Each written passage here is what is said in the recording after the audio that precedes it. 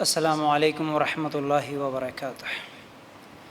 ان الحمد للہ نحمده ونستعینه ونستغفره ونؤمن به ونتوکل علیہ ونعوذ باللہ من شرور انفسنا ومن سیئات اعمالنا من يهده اللہ فلا مضل له ومن يضلل فلا هادی له واشهد ان لا الہ الا اللہ وحدہ لا شریک له واشهد ان محمدا عبده ورسوله اما بعد فان خیر الحدیث کتاب اللہ وخیر الهدی هدی محمد صلی اللہ علیہ وسلم وشر الامور محدثاتها وكل محدثة بدعة وكل بدعة ضلالة وكل ضلالة في النار۔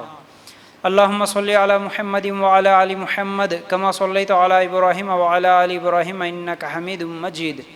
اللهم بارك على محمد وعلى آل محمد كما باركت على إبراهيم وعلى آل إبراهيم إنك حميد مجيد۔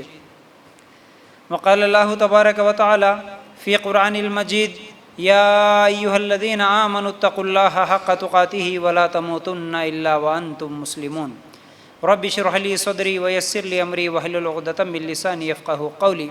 ہر قسم کی تعریف، حمد و ثنا، کبریائی اور بڑائی اس اللہ رب العزت کے لیے ہیں جو تمام جہانوں کا پالنے والا رب ہے، اور اسی طرح اس کے آخری نبی محمد رسول اللہ صلی اللہ علیہ وسلم پر بے شمار درود و سلام۔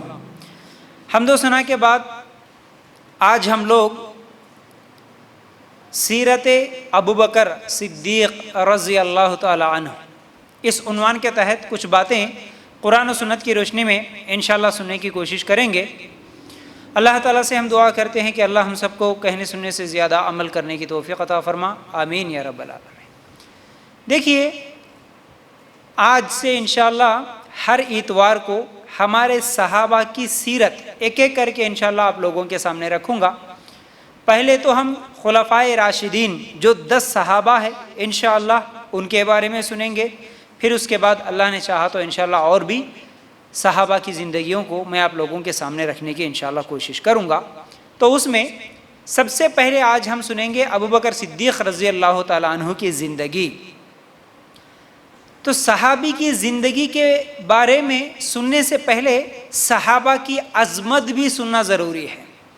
صحابی کون ہے، صحابہ کے بارے میں اللہ تعالیٰ نے کیا کہا، صحابہ کے بارے میں اللہ کے رسول صلی اللہ علیہ وسلم نے کیا کہا، صحابہ کون تھے، کیسے تھے، یہ سب چیزیں معلوم ہونا ہر انسان کے لیے ضروری ہے، ہر مسلمان مرد اور عورت کے لیے ضروری ہے۔ صحابی کے بغیر، صحابہ سے محبت کے بغیر ایمان بھی مکمل نہیں ہوتا، یاد رکھو۔ آج حالات ہمارے ایسے ہیں کہ کسی مسلمان مرد سے یا کسی مسلمان عورت سے اکثریت ایسے ہی حالات ہے کہ بھئی صحابہ کون ہے، صحابہ کے نام کیا ہے، کم از کم کسی صحابہ یا صحابی کے زندگی کے بارے میں آپ کو کیا معلوم ہے۔ تو اکثریت مسلمانوں کی یہی جواب دیتی ہے کہ بھئی ہم کو نہیں معلوم۔ کچھ لوگ ہوتے ہیں جو غلط جواب دے دیتے ہیں، صحابی کی جگہ نبی کا نام بول دیتے ہیں، نبی کی جگہ صحابی کا نام بول دیتے ہیں۔ ان کو یہ نہیں معلوم کہ صحابی کسے کہتے ہیں، نبی کسے کہتے ہیں، رسول کسے کہتے ہیں۔ حالات اتنے برے ہیں، مسلمانوں کے علم سے اتنے دور ہے کہ ایسے ایمان کے ساتھ اور ایسے کمزور ایمان اور اتنے کم علم کے ساتھ جس کو صحابی ہی نہ معلوم ہو، نبی ہی نہ معلوم ہو، وہ مسلمان صرف نام کا تو مسلمان رہ سکتا ہے اس دنیا میں، لیکن پھر آخرت میں وہ اللہ کی نظر میں تو مسلمان نہیں رہ سکتا۔ اللہ کے لیے غور کرنا۔ اسی لیے ہم لوگ اہم چیزیں، اہم عنوانات جو کہ ہمارے مسلمانوں کو نہیں معلوم ہے، وہ چیزیں انشاءاللہ ہم لوگ پہنچانے کی، بتانے کی کوشش کر رہے ہیں۔ تو غور سے سنیے آج کا عنوان، اور آج کے بعد ہر اتوار کو جتنے بھی عنوانات ہونے والے ہیں یہ سب اہم ہے، انتہائی اہم ہے، صحابہ کے بارے میں ہمیں معلوم ہو۔ تو بہرحال صحابہ کے تعلق سے سب سے پہلی بات یہ ہمیں ذہن میں رکھنا ہے کہ صحابی بولتے کسے ہیں، کون ہے صحابی، صحابی کسے کہتے ہیں۔ تو یاد رکھ لیجئے اس بات کو، جس نے ایمان کی حالت میں اللہ کے رسول صلی اللہ علیہ وسلم سے ملاقات کی اور ایمان ہی کی حالت میں اس کا انتقال ہوا ہو، ایسے شخص کو صحابی کہتے ہیں۔ یہ بات یاد رکھ لینا۔ صحابی کون؟ آج تو ہر آدمی کیا ہے اپنے اپنے بڑے بزرگوں کو بھی کیا ہے صحابہ کا مرتبہ دے دیے اور بہت ساری باتیں ان کے تعلق سے بتاتے ہیں. تو صحابی کہتے کس کو ہیں؟ جو شخص اللہ کے رسول کو ایمان کی حالت میں ملاقات کیا ہو. ایمان کی حالت میں اللہ کے رسول صلی اللہ علیہ وسلم کو دیکھنا شرط نہیں ہے، کیونکہ کچھ صحابہ نابینا بھی تھے، جس میں عبداللہ ابن ام مکتوم ہے جو کہ نابینا ہے، اندھے ہیں، انہیں نظر آتا، لیکن اللہ کے رسول صلی اللہ علیہ وسلم سے ملاقات کرے اور کلمہ پڑھے. اور اسی طرح جتنے لوگ اللہ کے رسول صلی اللہ علیہ وسلم سے ملاقات کر کے کلمہ پڑھے، مسلمان بنے اور مرتے دم تک مسلمان ہی رہے تو وہ صحابی ہے. ورنہ کئی لوگ کلمہ پڑھے تھے لیکن اللہ کے رسول صلی اللہ علیہ وسلم کے انتقال کے بعد وہ اسلام کو چھوڑ دیے، تو ایسے لوگ صحابی نہیں کہلاتے. تو ٹھیک ہے. تو بہرحال سب سے پہلی بات تو یہ معلوم ہوئی کہ صحابی کہتے کسے ہیں. ٹھیک ہے. اب صحابہ کے تعلق سے اللہ تعالیٰ قرآن میں کیا کہتا ہے؟ انتہائی اہم 3 آیتیں رکھوں گا جو میں ہمیشہ بیان کرتا ہوں، ہمیشہ بولتا ہوں، اور یہ ہر مسلمان کو یہ آیتیں معلوم ہونا اور اس کا علم ہونا یہ انتہائی ضروری ہے. پہلی بات، صحابہ کی عظمت میں یہ 3 آیتیں کیا ہے؟ اللہ تعالیٰ سورہ بقرہ کی آیت نمبر 137 میں فرماتا ہے اللہ تعالیٰ نے سورہ بقرہ آیت نمبر 137 میں اللہ تعالیٰ کا کیا حکم ہے؟ فَإِنْ آمَنُوا بِمِثْلِ مَا آمَنْتُمْ فَقَدْ اهْتَدَوْا. ترجمہ کیا ہے اس کا؟ اگر وہ تم جیسا ایمان لائے تو ہدایت پائیں، اور اگر منہ موڑے تو وہ صریح اختلافات میں ہے، اختلاف میں ہے. مطلب کیا ہے؟ اللہ تعالیٰ نے صحابی کو دین کا معیار بتایا. اگر کسی کا بھی ایمان صحابی کی ایمان کی طرح ہوگا تو وہ سیدھے راستے پہ ہوگا، وہ جنت میں ہوگا. اگر صحابہ کی ایمان کی طرح ایمان نہیں ہے، ایمان کا دعویٰ تو ہے کہ میں بھی ایمان لایا، میں بھی کلمہ پڑھا، میں بھی اپنے آپ کو مسلمان سمجھتا ہوں، لیکن میرا ایمان صحابہ کی ایمان کی طرح اگر نہیں ہے تو اللہ تعالیٰ اس آیت میں اللہ تعالیٰ کا یہ حکم ہے کہ وہ پھر سیدھے راستے پہ نہیں ہے، وہ جنت میں جانے والا نہیں ہے.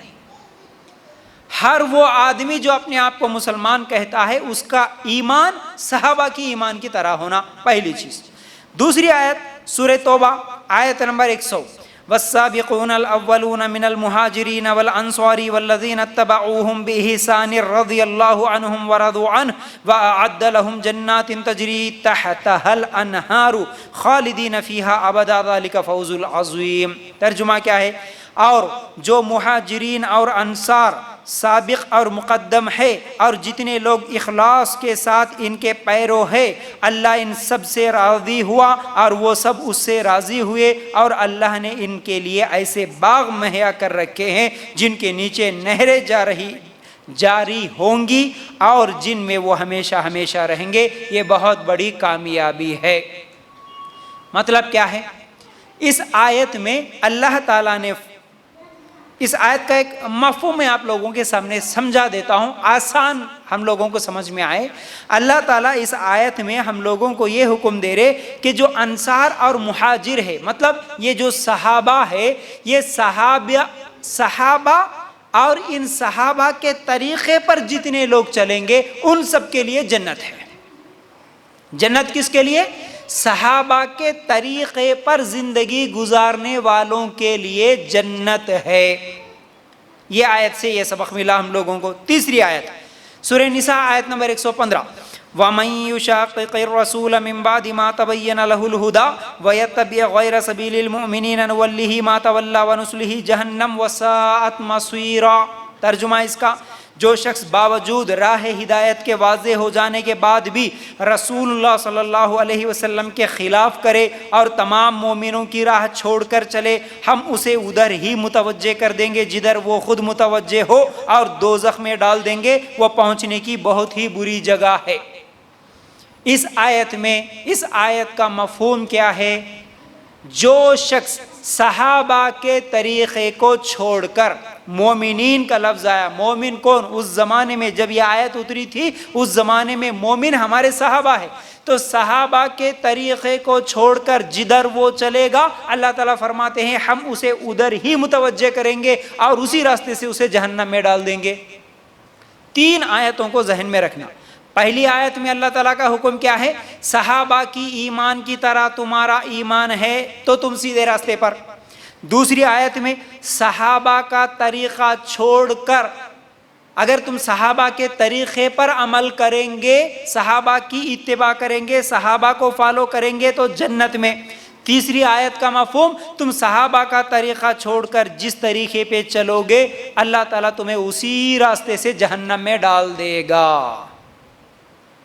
تو صحابہ دین کا معیار ہے، صحابہ کے طریقے پہ ہمارا عمل ہونا، صحابہ کے طریقے پہ ہمارا ایمان بھی ہونا۔ اگر صحابہ کو چھوڑیں، آج اکثر مسلمانوں کی گمراہی کی وجہ، آج بہت سارے لوگ قرآن کی دلیل دے کر گمراہ کرتے، حدیث کی دلیل دے کر گمراہ کرتے۔ ارے دیکھو بھائی حدیث سنا رہے نا انہوں، ارے دیکھو بھائی قرآن کی آیت پڑھ رہے نا، بھائی قرآن سے دلیل دے رہے نا، اس سے ثابت کر رہے نا۔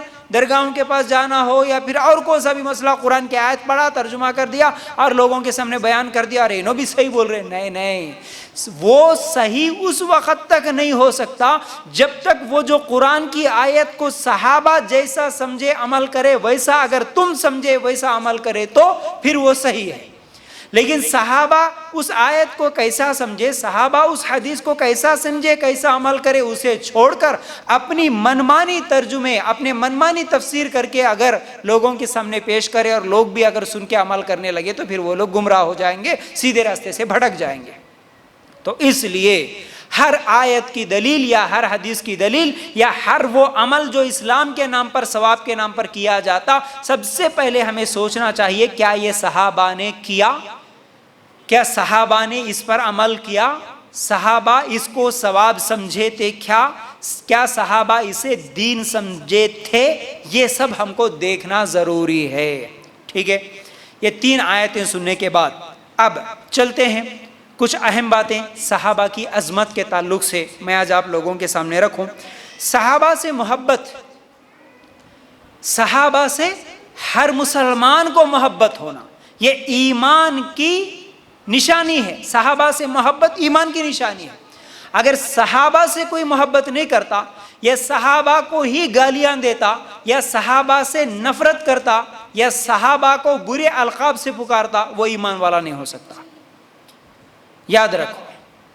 کیونکہ اللہ تعالیٰ نے قرآن میں اعلان کر دیا صحابہ ان سے اللہ راضی ہوا، یہ اللہ سے راضی ہوئے، ان کے طریقے پر تمہیں زندگی گزارنا، ان کے ایمان کی طرح تمہارا ایمان ہونا۔ تو اب ہم کو ان سے محبت کرنی ہوگی۔ جو نفرت کرتا، جو گالیاں دیتا، وہ اسلام سے باہر ہو جاتا، وہ مسلمان نہیں کہلاتا۔ تو یاد رکھو پہلی چیز۔ اب صحابہ سے محبت کس لیے کریں؟ ہم کیوں کریں صحابہ سے محبت؟ صحابہ سے محبت اس لیے نہیں ہے کہ نہیں صحابہ بہت اچھے نمازی تھے، صحابہ بہت زیادہ تقوی والے تھے، روزہ رکھنے والے تھے، صحابہ بہت زیادہ کیا ہے اللہ کی راہ میں خرچ کرنے والے تھے، صحابہ مجاہد تھے، اس لیے محبت نہیں ہے۔ صحابہ سے محبت ان کے اعمال کی وجہ سے نہیں، بلکہ ہاں اعمال کی وجہ سے بھی محبت ہو، لیکن اصل محبت اس لیے کہ صحابہ کا وہ ایک لمحہ، کسی صحابی کا وہ ایک لمحہ جس لمحے میں اس نے اللہ کے رسول صلی اللہ علیہ وسلم کو دیکھا ہے، اس لیے وہ صحابی بنے ہیں۔ تو اس لیے ہم کو صحابہ سے محبت ہونا، یہ شرف صرف صحابہ کو حاصل ہوا، ہم کو حاصل نہیں ہوا۔ آج کے زمانے میں بڑے سے بڑا کیا ہے عالم ہو یا محدث ہو، کتنا بھی بڑا امام کیوں نہ ہو، صحابی کے برابر نہیں ہو سکتا، کوئی بھی نہیں ہو سکتا۔ کیوں نہیں ہو سکتا؟ کیونکہ وہ لمحہ، جس لمحے میں وہ اللہ کے رسول صلی اللہ علیہ وسلم کا چہرے کا دیدار کیا ہو، وہ کس کو نصیب ہو سکتا ہے؟ نہیں ہو سکتا، یاد رکھو۔ تو بہرحال صحابی کا وہ ایک لمحہ، ایک طرف جو اللہ کے رسول صلی اللہ علیہ وسلم کو اس نے دیکھا ہے۔ پھر اسی طرح نبی کریم صلی اللہ علیہ وسلم نے کیا فرمایا؟ میرے صحابی کو برا بھلا مت کہو، میرے کسی صحابی کو برا بھلا مت کہو، کیونکہ اگر تم میں سے کوئی احد کے پہاڑ کے برابر سونا بھی خرچ کر دے اور میرے صحابی نے اگر آدھا مد یا 1 مد ایک مٹھی بھر اگر کچھ خرچ کر دیا تو تم احد کے پہاڑ کے برابر بھی خرچ کر دو، اس کے برابر تمہیں ثواب نہیں ملتا، اس کے برابر نہیں ہو سکتا بولے۔ تو یہ صحابہ کی عظمت ہے، یاد رکھو۔ پھر اسی طرح سعید بن زید رضی اللہ تعالیٰ عنہ کہتے ہیں کسی صحابی نے نبی کریم صلی اللہ علیہ وسلم کے ساتھ جہاد میں شریک ہوا ہو اور اللہ کے رسول صلی اللہ علیہ وسلم کے ساتھ چلتے ہوئے ان کے چہرے پر جو دھول گری، جو دھول پڑی، سارے زندگی کے اعمال سے، یعنی ہم جیسے لوگوں کے سارے زندگی کے اعمال سے وہ بہتر ہے جو اللہ کے رسول صلی اللہ علیہ وسلم کے ساتھ چلتے ہوئے صحابہ کے چہرے پر جو دھول گری، مٹی لگی، وہ ہمارے پوری زندگی کے اعمال سے بہتر ہے بولتے۔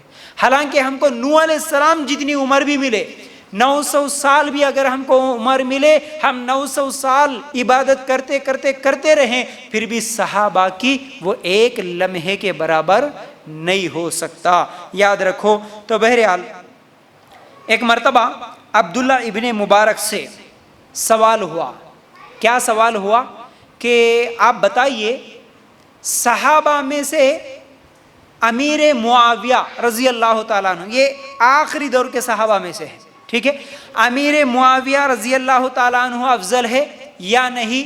تو صحابہ کے بعد جو تابعین گزرے ان میں عمر بن عبدالعزیز رحمت اللہ علیہ، 2 یا 2.5 سال کی خلافت تھی ان کی، بڑے ماشاءاللہ ان کے کیا ہے فضائل ہیں، انشاءاللہ پھر کبھی میں بیان کروں گا۔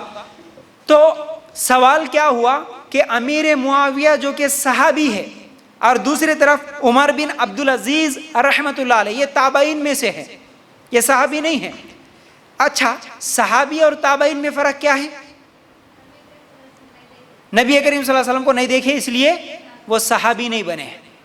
اللہ کے رسول کے انتقال کے بعد اب اللہ کے رسول سے نہ ملاقات ہو سکتی ہے اور اللہ کے رسول صلی اللہ علیہ وسلم کو دیکھ سکتے ہیں، تو اللہ کے رسول کے صلی اللہ علیہ وسلم کے بعد جتنے بھی لوگ پیدا ہوئے، خواہ صحابی کے بیٹے ہی کیوں نہ ہو، اب وہ صحابی نہیں کہلائیں گے، کیونکہ اللہ کے رسول سے ملاقات نہیں اور اللہ کے رسول صلی اللہ علیہ وسلم کو دیکھے نہیں۔ تو بہرحال جب سوال ہوا کہ امیر معاویہ رضی اللہ عنہ یہ افضل ہے یا عمر بن عبدالعزیز رحمت اللہ علیہ یہ افضل ہے، تو عبداللہ ابن مبارک رحمت اللہ علیہ جواب دیتے ہیں کہ اگر دیکھیے صحابی کی فضیلت کیا بیان کر رہے وہ، اگر امیر معاویہ جو کہ صحابی ہے کبھی اللہ کے رسول صلی اللہ علیہ وسلم کے ساتھ جہاد میں شریک ہوئے ہو اور ان کے اس جہاد میں جاتے ہوئے اس سفر میں ان کے گھوڑے کے پیروں کی وجہ سے جو دھول نکل کر ان کے گھوڑے کے ناک میں پہنچی ہو اور ان کے گھوڑے کے ناک سے جو رال ٹپکی ہو، اس کے برابر بھی نہیں ہو سکتے عمر بن عبدالعزیز رحمۃ اللہ علیہ بولے۔ یہ صحابی کی فضیلت ہوتی ہے، صحابہ کے برابر کوئی نہیں ہو سکتا، تو اس لیے ہم کو صحابہ سے محبت ہونی چاہیے۔ تو بہرحال صحابہ ہی دین کی بنیاد ہے، صحابہ ہی دین کا معیار اور بنیاد ہے۔ کیسے؟ دیکھیے بڑی اہم باتیں بتا رہا ہوں میں، اللہ کے لیے غور کرنا۔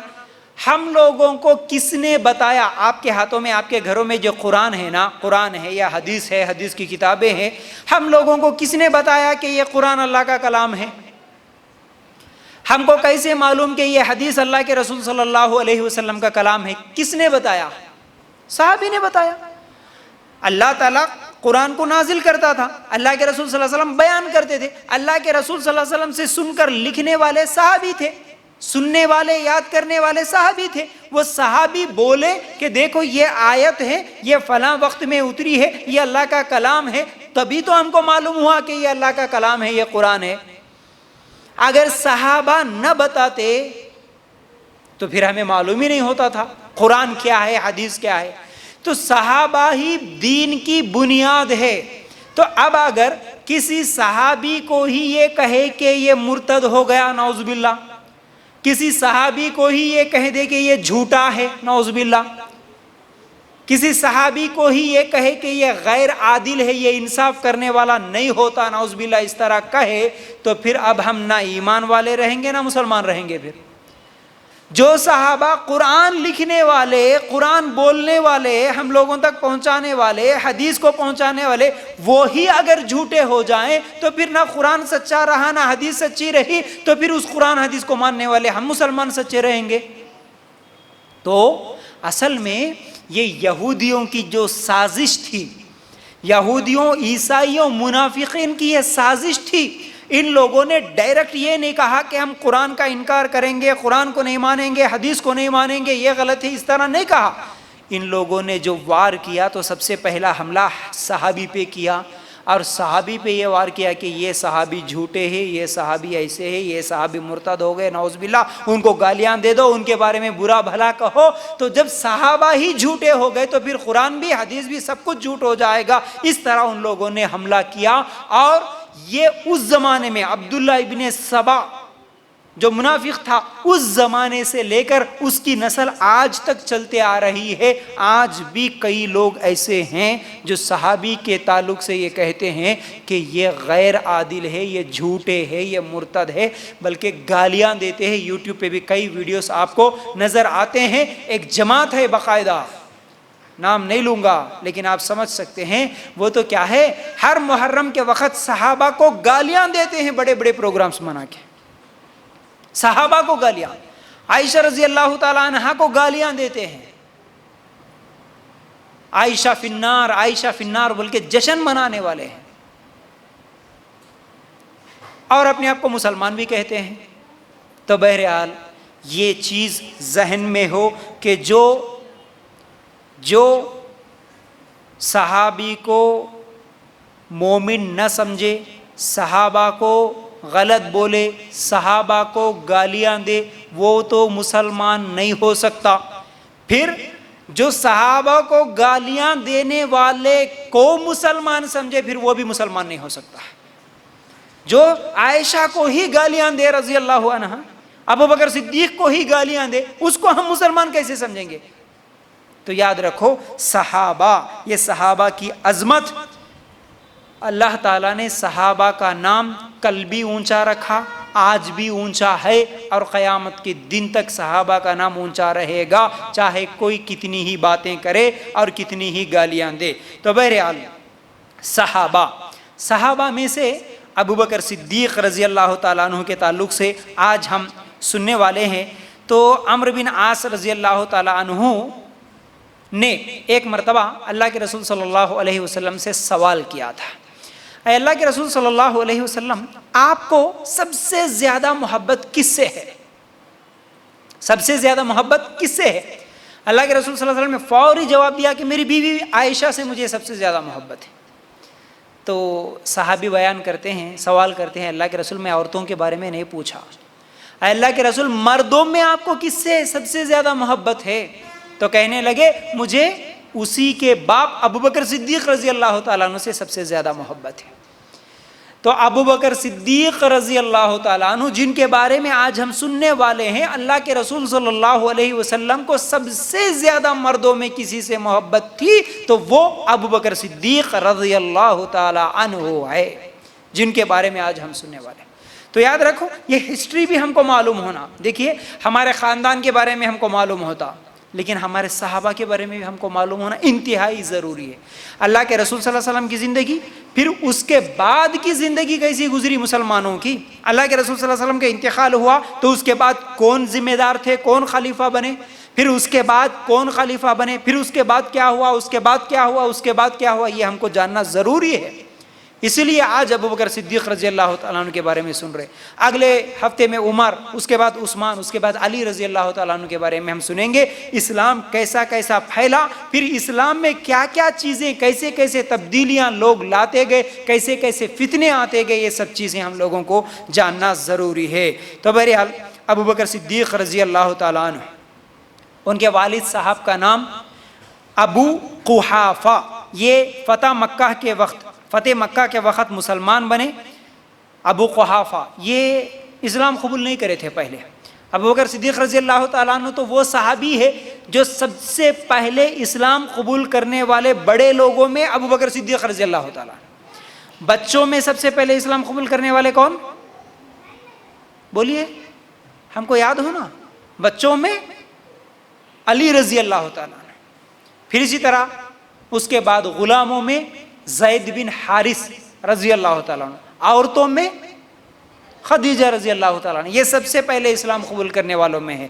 تو بہرحال ابو بکر صدیق رضی اللہ تعالیٰ عنہ جب یہ اسلام قبول کر لیے، لیکن ان کے گھر میں ان کے باپ نے خود اسلام قبول نہیں کیا، بلکہ ابو بکر صدیق رضی اللہ تعالیٰ عنہ اسلام قبول کرنے کے بعد 13 سال مکہ میں بھی رہے، پھر اس کے بعد کیا ہے مدینہ میں 10 سال رہے، اس کے بعد فتح مکہ ہوا، پھر اللہ کے رسول صلی اللہ علیہ وسلم کیا ہے مکہ کو فتح کرنے کے لیے آئے۔ اس وقت ان کے باپ جبکہ بوڑھے ہو چکے تھے، 2 آنکھوں کے اندھے بھی تھے، نابینا تھے، اس وقت انہوں نے کلمہ پڑھا اور اسلام کو قبول کر لیا۔ ان کا ایک واقعہ آتا ہے، جب ابو بکر صدیق رضی اللہ تعالیٰ عنہ اللہ کے رسول صلی اللہ علیہ وسلم کے ساتھ ہجرت کرنے کے لیے نکلے ہیں، ہے نا، اللہ کا حکم ہوا مکہ چھوڑنا ہے، مدینہ چلنا ہے، ہجرت کرنے کے لیے جب نکلے تو گھر میں جو کچھ تھا، مطلب جتنا مال تھا، ابو بکر صدیق رضی اللہ تعالیٰ عنہ سب کچھ لے کے چلے گئے اللہ کے رسول صلی اللہ علیہ وسلم کے ساتھ۔ بہت زیادہ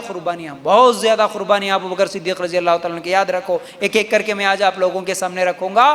جتنی قربانی اللہ کے رسول صلی اللہ علیہ وسلم نے بھی کہا تھا، جتنا احسان ابو بکر صدیق رضی اللہ تعالیٰ عنہ کا مجھ پر ہے، اتنا کسی اور کا نہیں ہے۔ اسلام کے لیے بھی کتنی قربانیاں، ہم تک اسلام پہنچنے میں جو ابو بکر صدیق رضی اللہ تعالیٰ عنہ کی قربانیاں بہت زیادہ ہے، اللہ کے لیے غور کرنا۔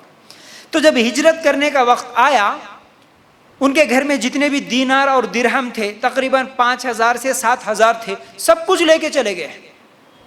اور ابو بکر صدیق رضی اللہ تعالیٰ عنہ کی بیٹی اسما رضی اللہ تعالیٰ عنہ، اسما بھی ہے، عائشہ بھی ہے رضی اللہ تعالیٰ، کتنی بیٹیاں کتنے بیٹے یہ بھی انشاءاللہ بتاؤں گا میں۔ تو اسما رضی اللہ تعالیٰ عنہ، اب ان کے دادا ہے کون؟ ابو بکر صدیق رضی اللہ تعالیٰ عنہ کے والد، وہ 2 آنکھوں کے اندھے ہیں۔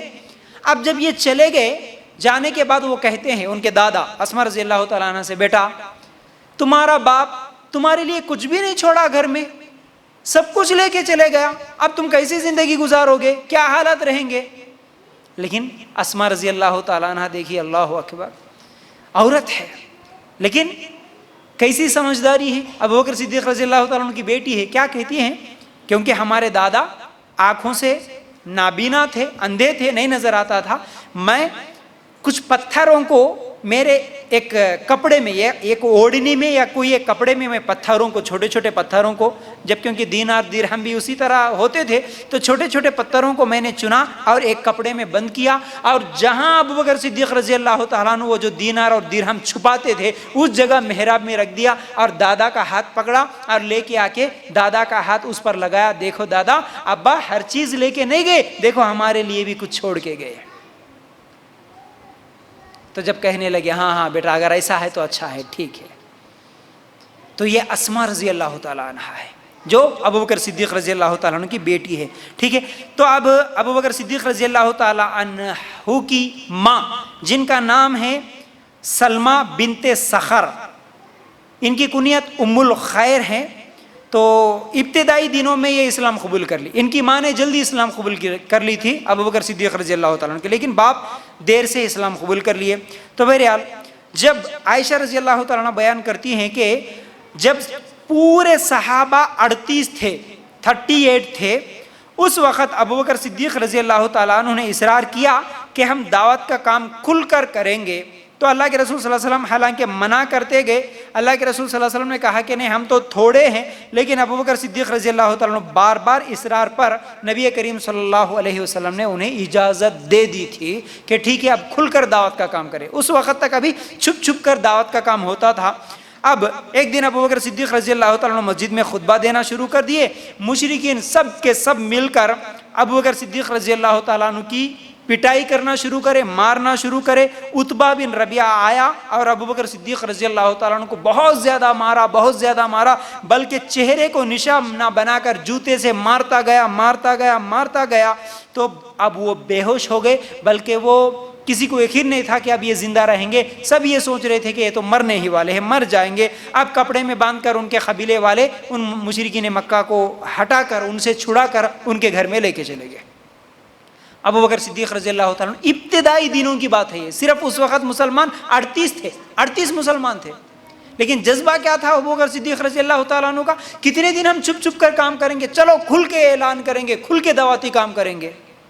اللہ کے رسول منع کر رہے لیکن وہ نہیں، چلو کریں گے۔ تو اس کے بعد اللہ کے رسول صلی اللہ علیہ وسلم اجازت دے دیے۔ اب وہ خطبہ دے رہے تھے، اعلان کر کے ٹھہر کے، ہمت دیکھیے، اللہ اکبر، صرف 38 مسلمان، باقی سب مکہ مشرکین مکہ، سب کے سب کفر کرنے والے، شرک کرنے والے، وہاں ٹھہر کر خطبہ دینا، بیان کرنا، کتنی بڑی بات ہے۔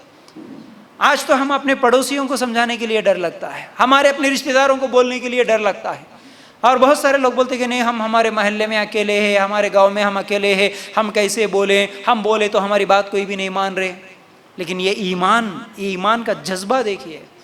حالانکہ جب یہ خطبہ دیے تو سب کے سب اتنا مارے، خون لہو لہان ہو گیا، ابو بکر صدیق رضی اللہ تعالیٰ عنہ بے ہوش ہو گئے، ان کے گھر کو لا کے چھوڑ دیا۔ جیسے ہی ہوش میں آتے ہیں ابو بکر صدیق رضی اللہ تعالیٰ عنہ سب سے پہلے سوال کرتے ہیں کہ اللہ کے رسول صلی اللہ علیہ وسلم کیسے ہیں اور کہاں ہیں؟ ان کی ماں کہتی ہے بیٹا کھانا تو کھاؤ، پہلے پانی تو پیو، آرام سے بات کریں گے۔ بولتے کہ نہیں، میں اس وقت تک نہ کھانا کھاؤں گا نہ پانی پیوں گا، سب سے پہلے مجھے اللہ کے رسول صلی اللہ علیہ وسلم کے چہرے کا دیدار کراؤ، میں دیکھنا چاہتا ہوں میرے نبی کو۔ جب اللہ کے رسول صلی اللہ علیہ وسلم کے پاس لے گئے، اللہ کے رسول صلی اللہ علیہ وسلم کو دیکھے، اس کے بعد کھانا اور پینا شروع کرے۔ یہ ابو بکر صدیق رضی اللہ تعالیٰ عنہ کی محبت تھی اللہ کے رسول صلی اللہ علیہ وسلم سے۔ تو بہرحال اسی طرح ابو بکر صدیق رضی اللہ تعالیٰ عنہ کے شادیوں کے تعلق سے جو ذکر سیرت کی کتابوں میں آتا ہے وہ یہ ہے، ابو بکر صدیق رضی اللہ تعالیٰ عنہ دورہ جاہلیت میں، یعنی اسلام قبول کرنے سے پہلے ہی 2 نکاح کر چکے تھے، 2 بیویاں تھیں ان کی، پھر اسلام قبول کرنے کے بعد پھر 2 نکاح ہوئے، کل پورے 4 بیویاں ابو بکر صدیق رضی اللہ تعالیٰ عنہ کی۔ کون کون سی؟ ایک نام آپ لوگوں کے سامنے رکھتا ہوں۔ دیکھیے، سب سے پہلے ان کی ایک بیوی کا نام ہے ابو بکر صدیق رضی اللہ تعالیٰ عنہ کی پہلی بیوی ختیلہ بنت عبد العزیٰ، جن سے نکاح کب ہوا؟ ابو بکر صدیق رضی اللہ تعالیٰ عنہ کا دور جاہلیت میں ہوا، اسلام قبول کرنے سے پہلے ہی ہوا، ختیلہ بنت عبد العزیٰ، ٹھیک ہے۔ اب ان کے پیٹ سے 2 نو پیدا ہوئے، کون کون؟ ایک عبداللہ رضی اللہ عنہ، دوسرے اسماء رضی اللہ عنہ۔ ابھی جو میں نے اسماء رضی اللہ تعالیٰ عنہ کا واقعہ بیان کیا، یہ ان کی پہلی بیوی کے بیٹے، ایک عبداللہ اور دوسری اسماء۔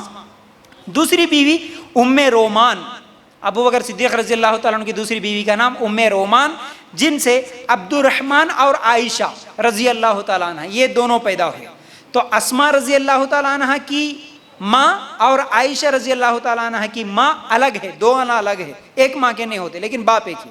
تیسری بیوی ابو بکر صدیق رضی اللہ تعالیٰ عنہ کی تیسری بیوی کا نام ہے اسماء بنت امیس، اسماء بنت امیس رضی اللہ عنہ، ان کے بطن سے محمد پیدا ہوئے، ایک بیٹے۔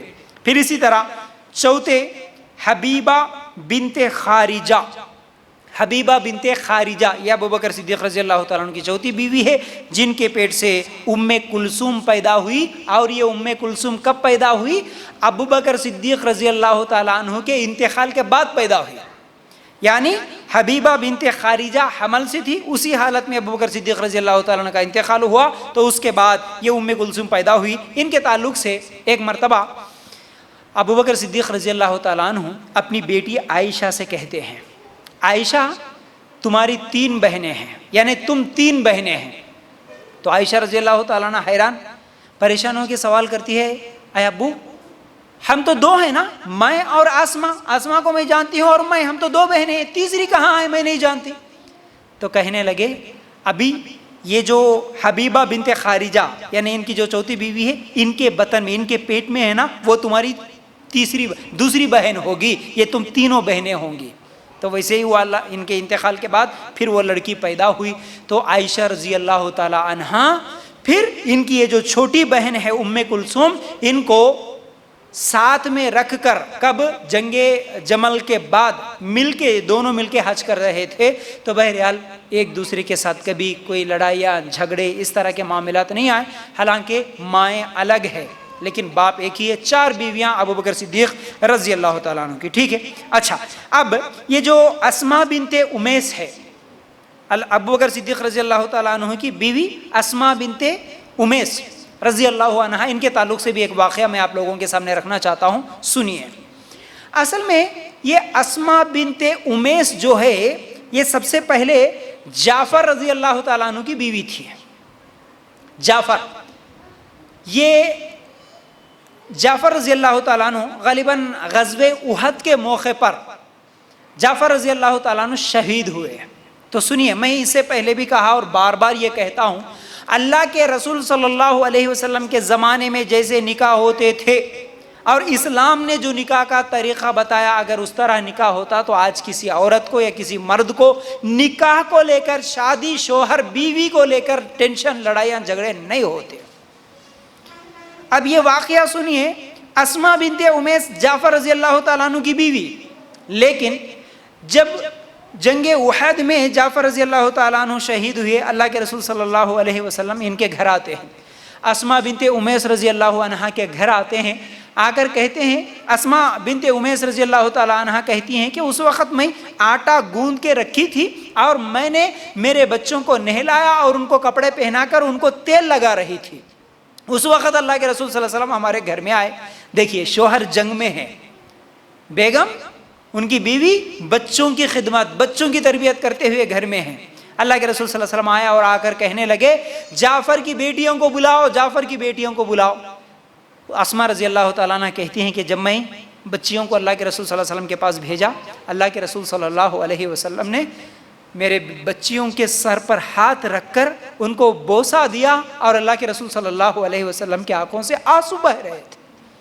اللہ کے رسول صلی اللہ علیہ وسلم رو رہے تھے اور ان کو بوسہ دے کے قریب کرتے ہیں اور کہتے ہیں، بیٹا، جعفر کے بچوں، بیٹیوں، آج کے بعد تمہیں میں یتیم بچوں کی، یعنی تمہارے باپ کی کمی نہیں آنے دوں گا میں تم کو۔ ان بچوں کو قریب لے کے اللہ کے رسول صلی اللہ علیہ وسلم روتے ہیں اور کہتے ہیں کہ دیکھو بیٹا، تمہیں تمہارے باپ کی کمی نہیں آنے دوں گا۔ اور اسماء بنت امیس رضی اللہ تعالیٰ عنہ یہ بات سن کر کہتی ہیں، اللہ کے رسول صلی اللہ علیہ وسلم کیا ہوا؟ کہنے لگے کہ جعفر رضی اللہ تعالیٰ عنہ جو کہ تمہارے شوہر ہے، ان کا انتقال ہو چکا ہے، وہ شہید ہو چکے۔ اسماء کہتی ہیں کہ اس وقت میری چیخ نکل گئی کہ میرے بچوں کے والد کا انتقال ہو گیا۔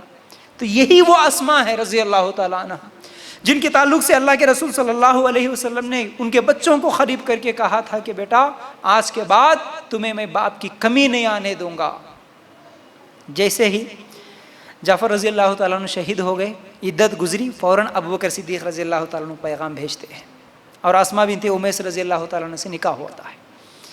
پھر ابوبکر صدیق رضی اللہ تعالیٰ عنہ کا جب انتقال ہوتا، اس کے بعد وہی اسماء بنت امیس ہے جن سے نکاح کرتے ہیں علی رضی اللہ تعالیٰ عنہ۔ عورت ایک ہی ہے، پہلے شوہر شہید ہو گئے جعفر رضی اللہ تعالیٰ، دوسرے شوہر ابوبکر صدیق رضی اللہ تعالیٰ بوڑھے ہو گئے، مر گئے، انتقال ہو گیا۔ پھر اس کے بعد تیسرا پیغام علی رضی اللہ تعالیٰ عنہ کا آتا ہے، ان کی بیوی رہ چکی ہے۔ تو اللہ کے رسول صلی اللہ علیہ وسلم اور صحابہ کے زمانے میں کوئی بیوہ پوری زندگی بیوہ کی طرح زندگی نہیں گزارتی تھی۔ بچے بھی ہوتے تھے تو صرف اپنے ہی بچوں کو لے کر پوری زندگی اپنے خواہشات کو کچل کے روتے دھوتے ہوئے زندگیاں نہیں گزارتی تھی۔ اس زمانے میں صحابہ بھی ایسے نہیں تھے کہ کوئی بیوہ ہو گئی تو بس چھوڑ دو اس کو، اس کے کام وہ کرتے ہوئے زندگی گزار لے، بچوں کو پال لے، محنت کر لے، اب اس کو کون نکاح کرے گا۔ ہمارے معاشرے میں تو کنواری کا نکاح ہونا مشکل ہو گیا ہے، بلکہ بیوہ کو تو دیکھنے والا کون ہے؟ اگر کوئی دیکھتا بھی ہے تو بری نظر سے دیکھتا، اس کو دوسری شادی کرنے کا کوئی بولتا نہیں اور اس کے دل میں خیال بھی نہیں آنے دیتے۔ اگر وہ کوئی بولے بھی تو ارے یہ کیسی بری عورت ہے، یہ کیسا برا مرد ہے۔ دوسری شادی چاہے عورت کی ہو یا مرد کی، آج لفظ دوسری شادی کو ہی بدنام کر کے رکھ دیے، نہیں کر سکتے۔ چھوٹے چھوٹے بچوں کو لے کر بیچاری پوری زندگی گزار لیں۔ نفرت، آج کون نفرت کرنے والے؟ کون دوسری شادی کو نفرت کرنے والے؟ کون؟ ہم خود ہیں۔ ایک عورت نفرت کرتی ہے کہ اس کا شوہر دوسری شادی نہ کرے، ایک مرد بھی نفرت کرتا ہے کہ اس کی بہن، اس کے گھر والے کوئی بھی ہو تو وہ دوسری شادی کرے۔ نہیں، بیوہ ہو گئی، پوری زندگی گزار لیں ویسے ہی۔ یہ اسلامی طریقہ نہیں ہوتا۔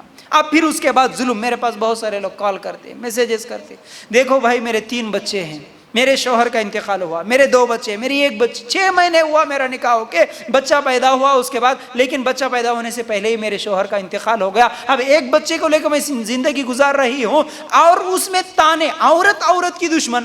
اب بیٹا مر گیا تو بہو کو گھر میں نہیں رہنے دیتے، کیونکہ یہ پراپرٹی کھائے گی، ہماری زمین جائیداد میں حصہ مانگے گی، ہم محنت کرے تو کھائے گی، اس کو گھر سے کب باہر نکالنا بول کے ساس کو رہتا، سسر کو رہتا، دیوروں کو رہتا کہ نہیں اگر میرے بھائی کی بیوی اور ان کے بچے میرے گھر میں رہے تو میری پراپرٹی میں حصہ چلے جاتا بول کے۔ اب اس کے اوپر ظلم کرنا، تانے دینا، گالیاں دینا، اٹھتے بیٹھتے اس کے شوہر کے انتقال کی اصل وجہ یہی بول کے تانے دیتے۔ آج بیواؤں کو کیسے تانے دی جاتی، کیسا ظلم کیا جاتا، ان کو کیسے معاشرے میں کیسے بری نظر سے دیکھا جاتا، حالانکہ زندگی اور موت کسی کے ہاتھ میں نہیں سوائے اللہ کے، اللہ کی مرضی تھی، لیکن یہ ظلم چاہے ساس کی طرف سے ہو، چاہے دیوروں کی طرف سے ہو یا جیٹ کی طرف سے ہے، ایسے کئی مسائل میرے سامنے آتے ہیں، پراپرٹی کو لے کے مسائل آتے ہیں، لڑائیاں جھگڑے ہوتے ہیں، بچوں کو کھینچ لیتے ہیں، یا نہیں تو بچوں کو بھی بھگا دیتے، یا نہیں تو عورت کچھ کام نہیں کر سکتی تو بیچاری کو کھانا تک نہیں دیتے، ہاں، یا نہیں تو اسے زبردستی کرتے ہیں کہ جاؤ کہیں بھی جا کے کام کر لو، ہمارے اوپر کتنے دن آپ زندگی گزاریں گے۔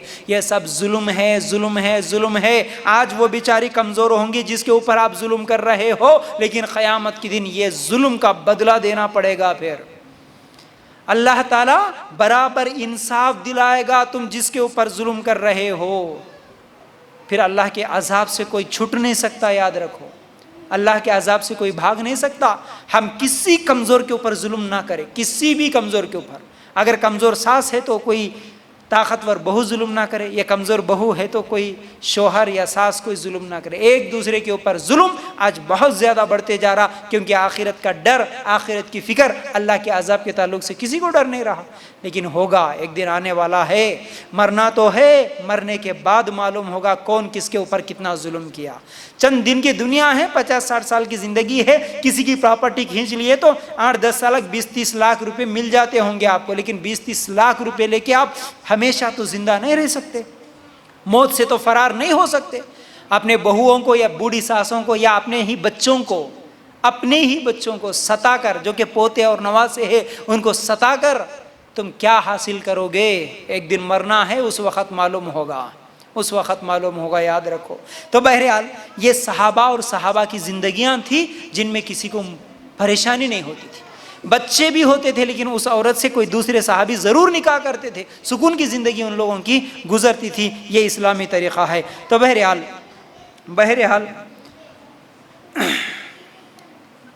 عمر رضی اللہ تعالیٰ عنہ کہتے ہیں ابو بکر صدیق رضی اللہ تعالیٰ عنہ کے تعلق سے، اگر ابو بکر صدیق رضی اللہ تعالیٰ عنہ کا ایمان اور زمین والوں کے ایمان کو تولا جائے تو ابو بکر صدیق رضی اللہ تعالیٰ عنہ کا ایمان ہی بھاری پڑے گا۔ بہقی کی یہ روایت۔ کیسے تھے صحابی ایک صحابی دوسرے صحابی کے بارے میں بتاتے ہیں، ابو بکر صدیق رضی اللہ تعالیٰ عنہ کا ایمان ایسا کہ ان کے ایمان کو پورے زمین والوں کی ایمان سے اگر تولا جائے تو ابو بکر صدیق رضی اللہ تعالیٰ عنہ کا ایمان بھاری پڑے گا، ایسا ایمان تھا ابو بکر صدیق رضی اللہ تعالیٰ عنہ کا۔ تو بہرحال ابو بکر صدیق رضی اللہ تعالیٰ عنہ زمانہ جاہلیت میں اسلام قبول کرنے سے پہلے قریش خاندان کے تھے، پھر اسی طرح اچھے اخلاق والے تھے۔ ابو بکر صدیق رضی اللہ تعالیٰ عنہ کبھی شراب نہیں پیے۔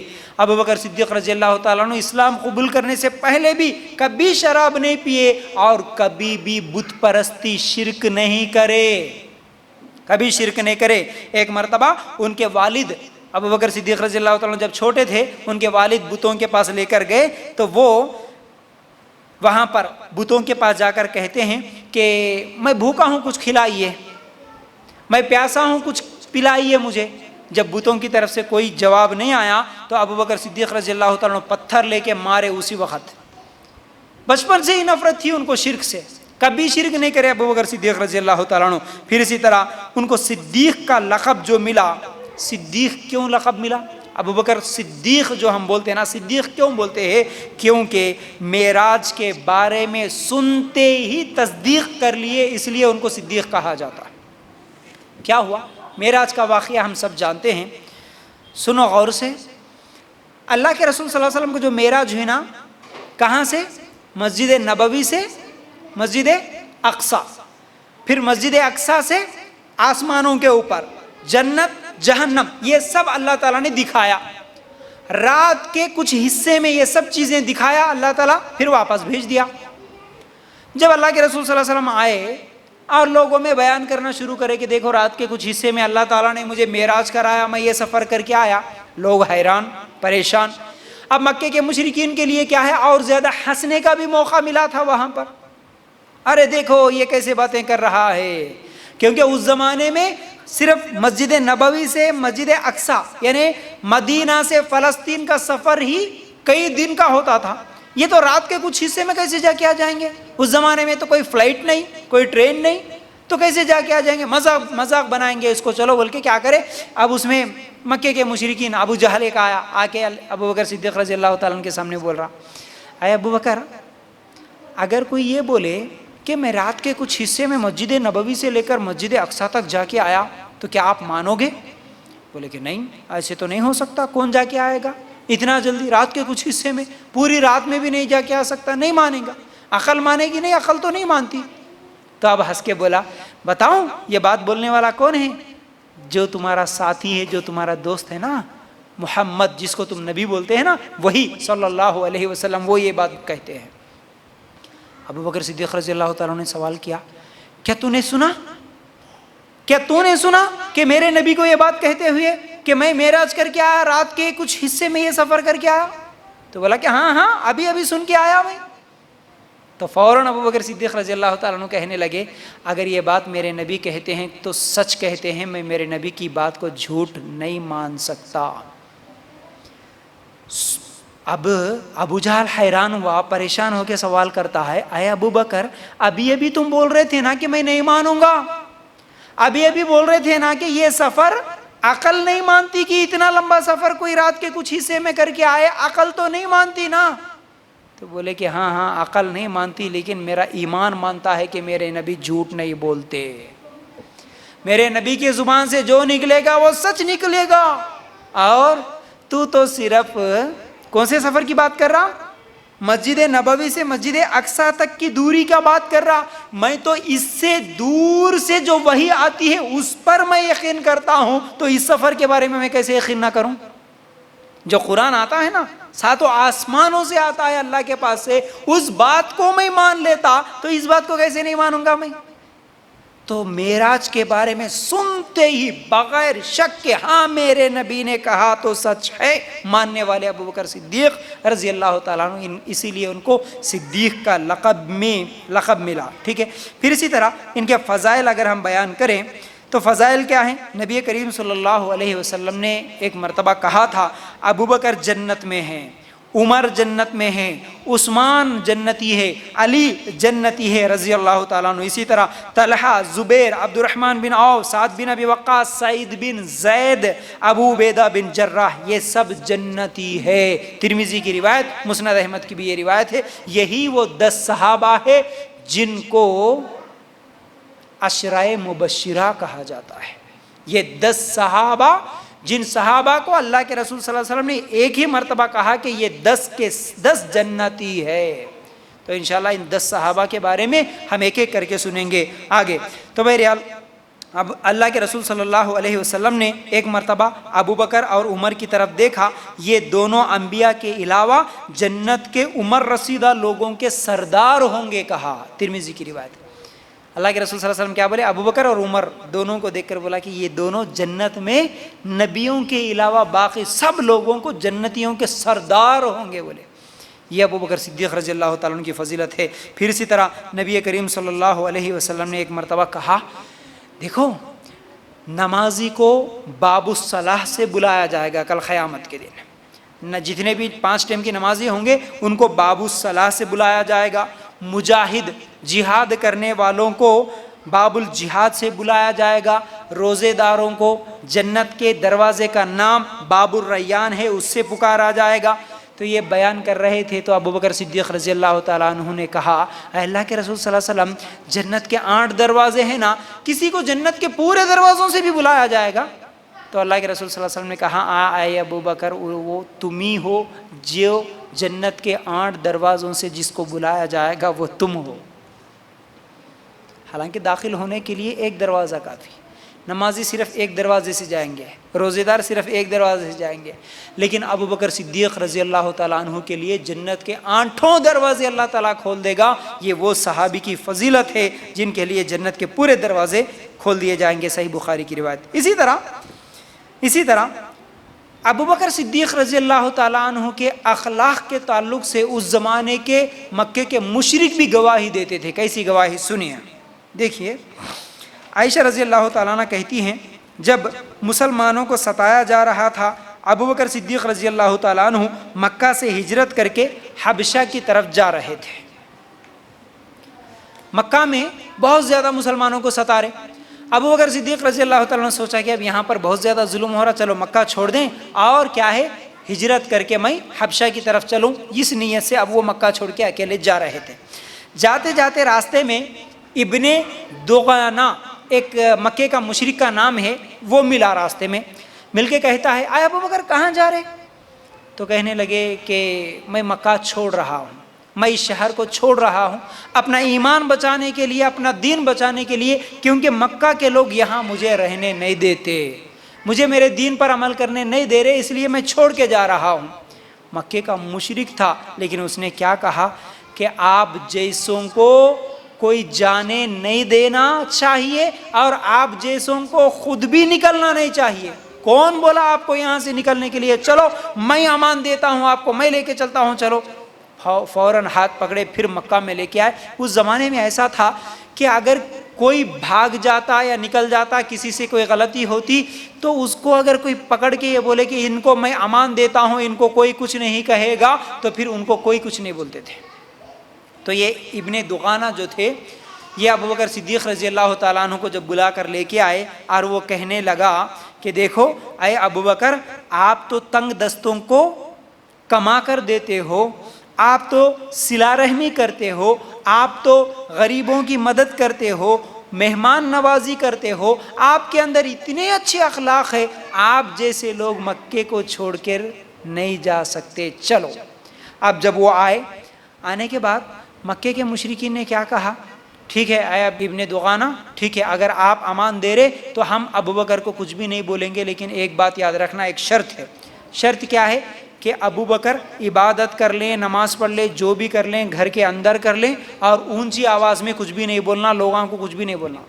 آج بھی بہت سارے لوگ بولتے نا، ارے کر لو جی تمہارا عمل، تم کچھ بھی کر لو، لیکن ہمارے کو کچھ بھی نہیں بولنا بولتے۔ اس طرح اس زمانے میں بھی مکے کے مشرکین نے کہا تھا۔ ٹھیک ہے بولے ابو بکر صدیق رضی اللہ تعالیٰ عنہ، کچھ دن خاموش رہے۔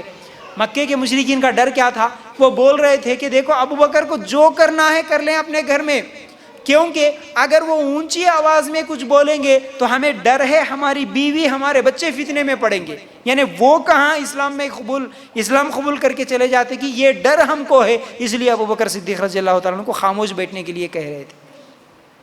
ابو بکر صدیق رضی اللہ تعالیٰ عنہ ٹھیک ہے تھوڑے دن خاموش عبادت کر لیے، پھر ایک دن ان کے گھر کے سامنے ہی صحن میں وہ عبادت کرنے کے لیے ایک جگہ مقرر کر لیے، پھر اونچی آواز میں پھر قرات کرنے لگے، اللہ اکبر، نماز پڑھنا شروع کرے۔ اب ابو بکر صدیق رضی اللہ تعالیٰ عنہ جب قرآن پڑھتے تھے، نماز پڑھتے تھے، بہت زیادہ روتے تھے، اور ان کی قرآن کی تلاوت سننے کے لیے عورتیں جمع ہو جاتی تھی، سب کے سب ان کے گھر کے آس پاس، بچے پورے جمع ہو جاتے تھے۔ جب پھر یہ شروع کرے اونچی آواز میں پڑھنا تو عورتیں اور بچے سب کے سب جمع ہو گئے، اور مکے کے مشرکین مل کے گئے ابن دغانہ کے پاس، آئے ابن دغانہ ہم ایک شرط پر ابو بکر صدیق رضی اللہ تعالیٰ عنہ کے یہاں پر رکھو۔ بولے وہ شرط کیا تھی؟ خاموش رہنے کو بولے تھے، لیکن دیکھو پھر سے وہ شروع کر دیے، کہاں ہے خاموش نہیں ہے نا۔ اب وہ آیا، دوڑتے ہوئے آیا، آ کے کہنے لگا آیا ابو بکر تم ایسا کیوں کرے، تم پھر اونچی آواز میں نماز پڑھنا کیوں شروع کرے؟ میں تو اسی بات پہ تمہیں امان دے کے لایا تھا۔ بولے کہ جا، تجھے تیرے امان کی ضرورت نہیں ہے، تیری ضرورت نہیں ہے، مجھے عبادت کرنا ہے، بس میری حفاظت اللہ کرے گا، جا تیری ضرورت نہیں ہے بول کے بولتی۔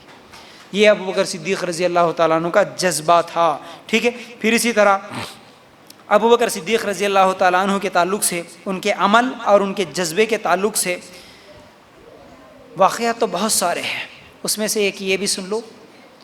عمر رضی اللہ تعالیٰ عنہ ایک مرتبہ سوچ رہے تھے، جب اللہ کے رسول صلی اللہ علیہ وسلم نے اعلان کیا تھا کہ چلو آج اللہ کی راہ میں خرچ کرنے والے کون ہیں، کون ہے جو سب سے زیادہ اللہ کی راہ میں خرچ کرے گا؟ مال لے کے آؤ، جاؤ، بلکہ بول دیے، اعلان ہو گیا۔ عمر رضی اللہ تعالیٰ عنہ سوچنے لگے کہ آج میں ابو بکر سے زیادہ آگے نکل جاؤں گا، یعنی وہ عمل کرنے میں کون زیادہ، کون آگے بڑھتا، یہ خواہش میں رہتے تھے۔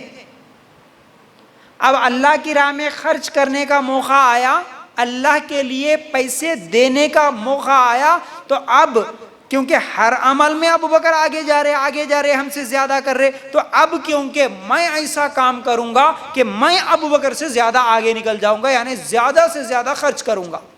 یہ نیت کرے، گھر کو گئے، گھر میں جا کے گھر کا سامان آدھا آدھا کرے، گھر میں جو کچھ تھا آدھا آدھا کرے۔ عمر رضی اللہ تعالیٰ عنہ آدھا سامان گھر میں چھوڑ دیے اور آدھا لے کے آ کے اللہ کے رسول صلی اللہ علیہ وسلم کے سامنے رکھ دیے، اور اس امید میں تھے کہ شاید اب مجھ سے زیادہ کوئی بھی نہیں لاتا ہوں گا، کیونکہ میں گھر کا آدھا سامان لا لیا اور میں آگے بڑھ گیا۔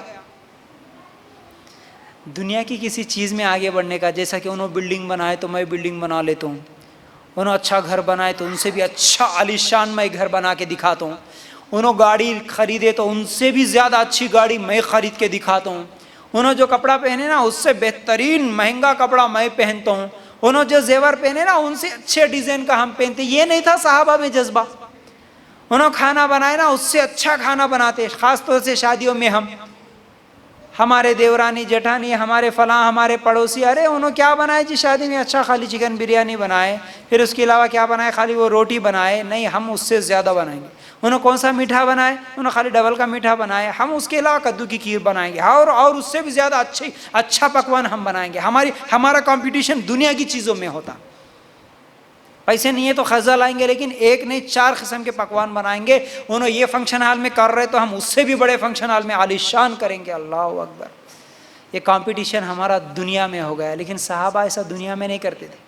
وہ نیکیوں میں آگے بڑھنا چاہتے تھے، ثواب حاصل کرنے میں آگے بڑھنا چاہتے تھے۔ خواہش ہوئی، ایک موقع ملا، ہمیشہ ابو بکر زیادہ رہتے آگے، میں ان سے بھی زیادہ دیتا ہوں، بلکہ گھر کا آدھا سامان لے کے آ لیے۔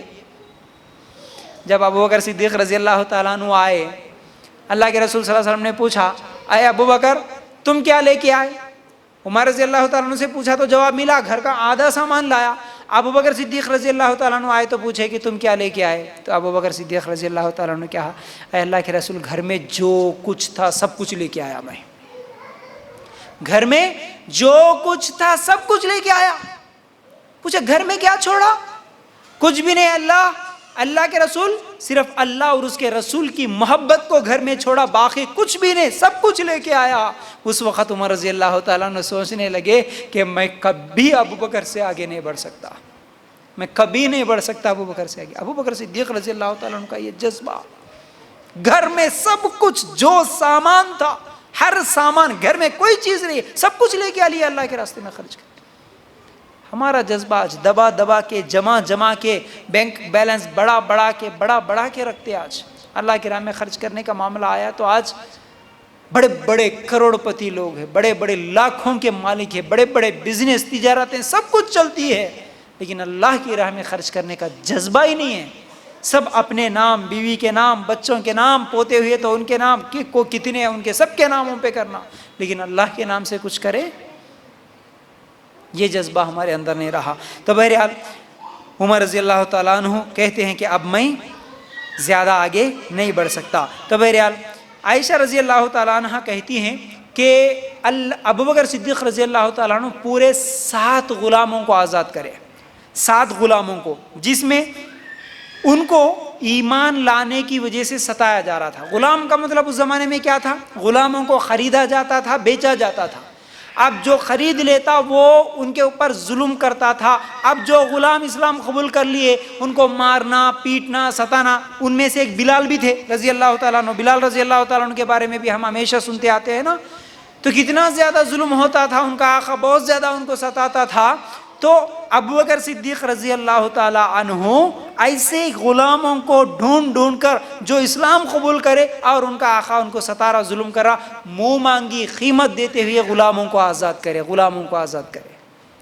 جتنا مال تھا اتنا سب اللہ کی راہ میں لگاتے تھے ابو بکر صدیق رضی اللہ تعالیٰ۔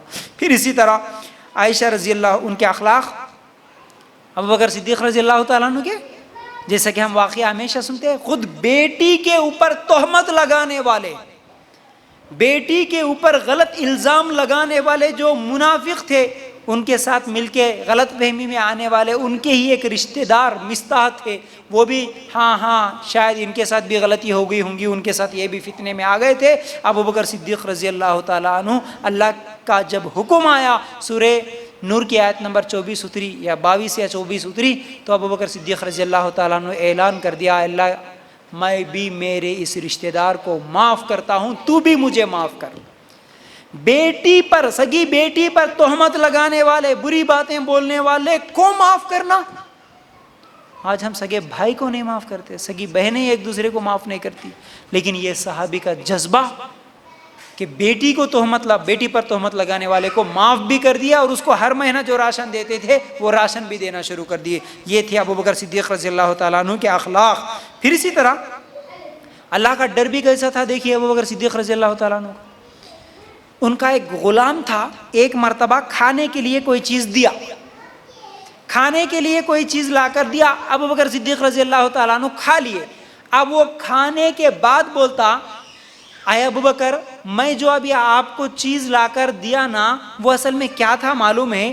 میں، یعنی وہ غلام بولتا کہ میں زمانہ جاہلیت میں اسلام قبول کرنے سے پہلے کہانت کرتا تھا، مطلب ہاتھ دیکھنے کا کام جو ہوتا نا، کہانت۔ آج بھی بہت سارے کیا ہے علاقوں میں لوگ ہاتھ دیکھ کے لوگوں کے پاس پیسے لے لیتے، اسی طرح کچھ تو بھی بول دیتے، یہ اچھا نہیں، وہ اچھا ہوتا، یہ کرنا وہ کرنا، بوڑھیاں بھی ہوتی آج بہت ساری، ہر علاقے میں کوئی نہ کوئی ایسا کاہن ہوتا ہے، جادوگر ہوتے ہیں۔ تو وہ کہتے ہیں کہ میں اسلام قبول کرنے سے پہلے بھی ایسا ایک کام کرتا تھا کہانت کا، تو ایک مرتبہ میں کسی کا ہاتھ دیکھا، کہانت بتایا اس کو جو بھی بتانا تھا، تو وہ کیا کرا، اس وقت تو چلے گیا، مجھے پیسے نہیں دیا، لیکن اب بہت دنوں کے بعد اس کی میری ملاقات ہوئی، تو وہ اس زمانے میں جو میں نے کیا تھا اس کے بدلے میں مجھے پیسے دیا، میں نے جو اس کا ہاتھ دیکھ کے جو بھی بتایا تھا، کہانت کیا تھا، اس کا فیس اب مجھے لا کے دیا، تو جو پیسے ملے اس سے میں کوئی چیز لا کے تمہارے کو اب جو چیز خرید کے دیا وہ دیا تھا کھانے کے لیے۔ جیسے ہی یہ سننا تھا، ابو بکر صدیق رضی اللہ تعالیٰ عنہ غصے میں آتے ہیں، کہتے ہیں کہ یہ بات تو نے کیوں نہیں بتائی؟ کیونکہ یہ ہاتھ دیکھ کے، عامل بابا بن کے، کاہن بن کے جو کماتے، یہ حرام کمائی ہے، تو حرام کمائی جو اس وقت کمایا تھا وہ پیسوں سے لے کے آ کے مجھے کھلایا۔ یہ بات اتنی تکلیف ہوئی کہ گئے اور اپنے حلق میں انگلیاں ڈال کے جتنا کھایا تھا، جتنا گیا تھا، وہ سب الٹی کر کے پھینک دیے۔ یہ ابو بکر صدیق رضی اللہ تعالیٰ عنہ کا تقویٰ تھا، حالانکہ نہیں معلوم ہو کہ کھائے تھے، معلوم ہو کہ حرام نہیں کھائے تھے، نہیں معلوم ہو کہ کھائے تھے، لیکن اللہ کا ڈر اتنا زیادہ کہ اللہ کہیں پکڑ نہ لے مجھے، اس ڈر سے جتنا کھایا اتنا پورا الٹی کر کے نکال دیے۔ یہ صحابہ کا تقویٰ، اللہ کا ڈر، اور آج مسلمان اسی صحابی سے محبت کرنے کا دعویٰ، ہر چیز حرام کی کھا کھا کے بلڈنگ بنا رہے، کھا کے حرام کا لوگوں کو ڈبا کے، لوگوں کا زمین قبضہ کر کے، لوگوں کا حق مار کے، جھوٹ بول کے، چوری کر کے، سود لے کے، سود کھا کے، بہنوں کا حق مار کے، لوگوں کے قرضے ڈبا کے، کیا کیا نہیں کرتے آج۔ حرام کمائی کھاتے ہوئے اپنا پیٹ بھر رہے ہیں، اپنے بچوں کی پرورشیں کر رہے ہیں، اور کیا بتاؤں، حرام مال کھاتے ہوئے دین کا کام کرنے والے مسلمان، آج حرام مال کھاتے ہوئے مدرسے چلانے والے بھی مسلمان، مدرسہ چل رہا ہے بھائی، آج جا کے پوچھتے گئے باقاعدہ، تمہارے پاس بینک کا کون سا بھی سود کا پیسہ، انٹرسٹ کا پیسہ رہے تو دو، ہم مدرسہ چلاتے بول کے۔ کیوں؟ وہ انٹرسٹ جو بینک کا سود ہوتا نا، وہ تمہارے لیے حرام لیکن ہمارے لیے حلال ہوتا، لاؤ، اعوذ باللہ۔ کیا ہے یہ مسلمانوں کی حالت، حالانکہ ہمارے صحابہ اور ان کا ڈر اور ان کا تقویٰ کیسا تھا۔ تو بہرحال اسی طرح بعض خصوصیات، ایک خصوصیت یہ بھی ہے کہ آزاد مردوں میں سب سے پہلے ابو بکر صدیق رضی اللہ تعالیٰ عنہ جو اسلام قبول کرے تھے۔ پھر اسی طرح اللہ کے رسول صلی اللہ علیہ وسلم نے فرمایا ایک مرتبہ، میرا ساتھ نبھانے اور مجھ پر مال خرچ کرنے میں سب سے زیادہ احسان ابو بکر کا ہے، اگر اللہ کے علاوہ میں کسی کو خلیل بناتا تو وہ ابو بکر کو بناتا۔ سب سے زیادہ احسان مجھ پر اگر کسی نے کیا، سب سے زیادہ مال اگر کسی نے مجھ پر خرچ کیا تو وہ ابو بکر ہے، بول رہے تھے اللہ کے رسول صلی اللہ علیہ وسلم۔ اور میں اگر کسی کو دلی دوست، خلیل بولے تو سب سے زیادہ محبت جس سے ہوتی اس کو خلیل بولتے ہیں، تو ایک مسلمان کو سب سے زیادہ محبت اللہ سے ہونا چاہیے. تو ابوبکر صدیق رضی اللہ تعالیٰ عنہ کے تعلق سے کہتے ہیں اللہ کے رسول اگر اللہ کے علاوہ کسی کو خلیل بنانا ہوتا تو وہ میں صرف ابوبکر کو بناتا. یہ محبت تھی اللہ کے رسول صلی اللہ علیہ وسلم کو ابوبکر صدیق رضی اللہ تعالیٰ عنہ سے. ٹھیک ہے. پھر اسی طرح ابوبکر صدیق رضی اللہ تعالیٰ عنہ کو ایک شرف حاصل ہوا جو کسی اور کو حاصل نہیں ہوا، وہ یہ ہے کہ اللہ کے رسول صلی اللہ علیہ وسلم کے ساتھ ہجرت کرنے کا موقع. ایک واقعہ بیان کر کے انشاءاللہ آج کی بات میں یہیں پر روک دوں گا، آگے انشاءاللہ اگلے ہفتے بیان کروں گا. سنیے غور سے یہ واقعہ. جب مکے میں بہت زیادہ ظلم ہو رہا تھا، مکے میں مسلمانوں کو بہت زیادہ ستایا جا رہا تھا، 13 سال ستایا گیا، ظلم ہوتا رہا. راستے میں کانٹے بچھا رہے، گالیاں دے رہے، تالیاں پیٹ رہے، جہاں ملے وہاں پر مار رہے. غلاموں کو کیا ہے انگار کے کھڑوں پہ لٹایا جا رہا، گرم گرم کیا ہے ریت بھی لٹایا جا رہا، ہاتھوں پیروں کو باندھ دیا جا رہا. اللہ کے رسول نماز پڑھ رہے تو اونٹ کی وجڑی لا کے گندی چیز اوپر ڈال دی جا رہی ہے. ایسا کتنا زیادہ، کئی صحابہ کو شہید کر دیا گیا. عورتوں میں سمیہ رضی اللہ تعالیٰ عنہ کو شہید کر دیا گیا.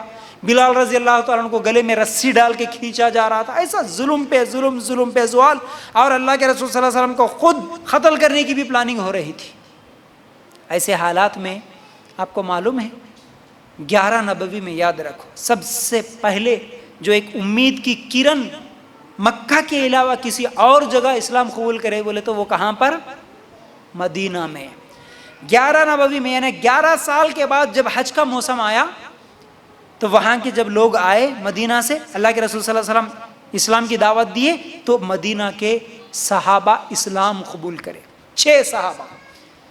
پھر اللہ کے رسول صلی اللہ علیہ وسلم نے بھیجا تم جاؤ اور جا کے محنت کرو، اگلا سال جب حج کا موسم آئے تو پھر تم میرے ساتھ ملاقات کرنا. اگلا سال آیا، 12 مسلمان بنے. پھر جب تیسرا سال یعنی 13 نبوی کو یہ جتنے بھی مسلمان اسلام قبول کرے تھے وہ سب آئے.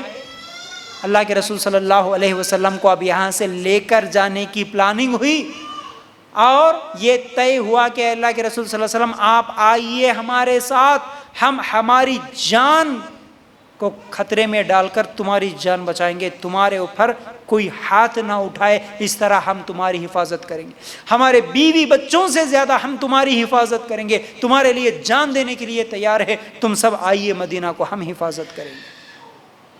اس وقت ہجرت کے لیے اللہ کے رسول صلی اللہ علیہ وسلم صحابہ میں اعلان کر دیے، ایک ایک صحابی کر کے مکہ چھوڑ کے مدینہ جا رہے. کبھی 1 گئے، کبھی 2 گئے، کبھی 4 گئے، کبھی کسی کی بیوی اکیلی چلی گئی تو کبھی کسی کے شوہر چلے گئے، کبھی کسی کے ماں باپ گئے تو کبھی کسی کے بیٹے چلے گئے. اللہ اکبر. ہجرت کوئی معمولی چیز نہیں تھی. 400 کلومیٹر کا سفر اس زمانے میں، جنگلوں کا سفر، رات کے اندھیرے میں، دن کے اجالے میں، اور پیچھے سے دشمن کون کب آتا کہاں قتل کر دیتا معلوم نہیں ہے. ایسے حالات میں اکیلے پیدل جانا، سواری ہے تو سواری پہ جانا. پھر بھی صحابہ گئے. 400 کس کو بولتے ہیں؟ یہاں سے حیدرآباد ایک مرتبہ جاؤ پھر واپس آؤ تو 400 بنتا ہے. اب اللہ کے رسول صلی اللہ علیہ وسلم انتظار میں تھے اللہ کا حکم مجھے کب آئے گا، کیونکہ اللہ تعالیٰ نے اللہ کے رسول کو حکم نہیں دیا تھا ابھی آپ جائیں، صرف صحابہ کو حکم دیا. سب صحابہ ایک کر کے کچھ صحابہ چلے گئے. اب انتظار میں تھے اللہ کے رسول صلی اللہ علیہ وسلم کو اجازت مل گئی. ایک دن اللہ کے رسول صلی اللہ علیہ وسلم دوپہر کے وقت آئے ابوبکر صدیق رضی اللہ تعالیٰ عنہ کے گھر پہ، اور ابوبکر صدیق رضی اللہ تعالیٰ عنہ کو روک کے رکھے اللہ کے رسول. اے ابوبکر تم رکو، ہم دونوں مل کے جانے والے ہیں ہجرت کو، اللہ کا حکم آیا تو ہم دونوں مل کے جائیں گے. ابوبکر صدیق رضی اللہ تعالیٰ عنہ سواریاں بھی تیار کر کے رکھے اور ایک مکے کے مشرک کو بات کر کے بھی رکھے تھے. دیکھو کیسی پلاننگ تھی. اور اس زمانے میں مکے کا مشرک بھی کیسا وعدے کا پکا تھا کہ حالانکہ انعام بھی ملنے والا تھا، اللہ کے رسول صلی اللہ علیہ وسلم کو پکڑ کے لائے تو، لیکن اس کے باوجود اس سے جو بات وعدہ کیا گیا تھا وہ کیا ہے کہ تجھے اتنے پیسے دیں گے، تو ایسے راستے سے لے کے جانا مدینہ کو کسی کو پتہ نہ چلے. تو وہ تیار تھا، ٹھیک ہے میں لے کے جاتا ہوں بول کے. 2 سواریاں بھی تیار ہے. اللہ کے رسول صلی اللہ علیہ وسلم ایک دن دوپہر کے وقت آتے ہیں. عائشہ رضی اللہ تعالیٰ عنہ کہتی ہے میں گھر میں تھی اور میرے گھر میں میرے ابو تھے. اللہ کے رسول آئے اور آ کر کہنے لگے اے ابو بکر گھر میں کوئی ہے تو سب کو الگ کر دو, آپ اکیلے آؤ, آپ سے اکیلے سے بات کرنا. میرے ابو نے کہا تھا کہ اللہ کے رسول اپنے گھر والوں کے علاوہ, میرے گھر والوں کے علاوہ یہاں پر کوئی نہیں ہے, جو بھی بولنا ہے بول سکتے آپ. تو ابو بکر صدیق رضی اللہ تعالیٰ عنہ سے اللہ کے رسول صلی اللہ علیہ وسلم نے کہا اے ابو بکر آج رات کو ہی ہمارا سفر ہے, اللہ کی طرف سے ہجرت کا اجازت مل گئی, ہجرت کیا ہے ابو بکر, آج رات کو ہی نکلنا ہے.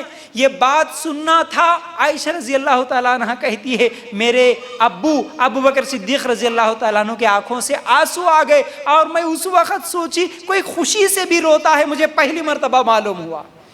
یہ بات سن کر میرے ابا کو اتنی زیادہ خوشی ہوئی کہ اللہ کے رسول صلی اللہ علیہ وسلم کی زبان سے جب یہ الفاظ سنے کہ آج رات کو ہم دونوں کو چھوڑنا ہے مکہ اور ہجرت کرنا ہے مدینہ کی طرف, اس خوشی میں میرے ابا رونا شروع کر دیے, اور پوری تیاری ہو گئی. اللہ کے رسول صلی اللہ علیہ وسلم رات کو نکلے, جہاں سوتے تھے اللہ کے رسول صلی اللہ علیہ وسلم اس بستر پہ علی رضی اللہ تعالیٰ عنہ کو سلا دیے, اور اللہ تعالیٰ نے بھی کیا ہے حفاظت کا انتظام کر دیا. اسی رات اللہ کے رسول صلی اللہ علیہ وسلم کو قتل کرنے کی پلاننگ بھی ہوئی, مکے کے مشرک باہر ٹھہرے, لیکن اللہ کے رسول صلی اللہ علیہ وسلم دروازہ کھولے اور مٹھی بھر مٹی لے کے بھی ان کے سروں پہ ڈال کے گئے, لیکن کسی کو احساس بھی نہیں ہوا. اور اللہ کے رسول صلی اللہ علیہ وسلم ابو بکر صدیق رضی اللہ تعالیٰ عنہ دونوں مل کے چلتے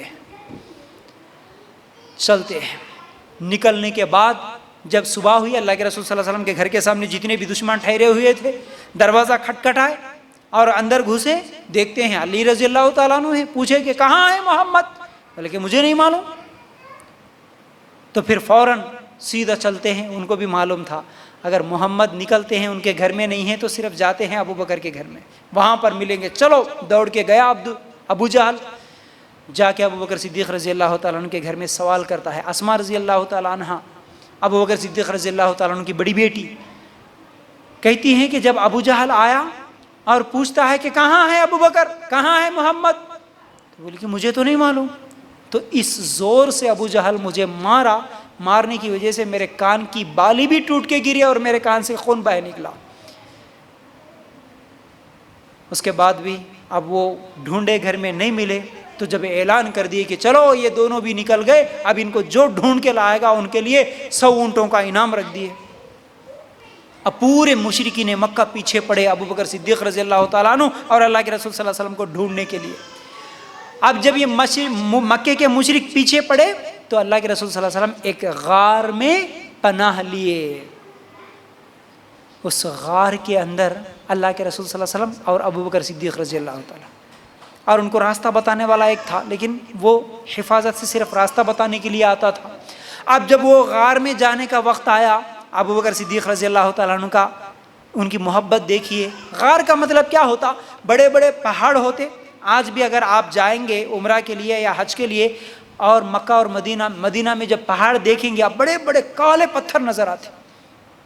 اس زمانے میں تو نوکیلے تیز پتھر بڑے بڑے, کوئی راستہ نہیں نظر آتا.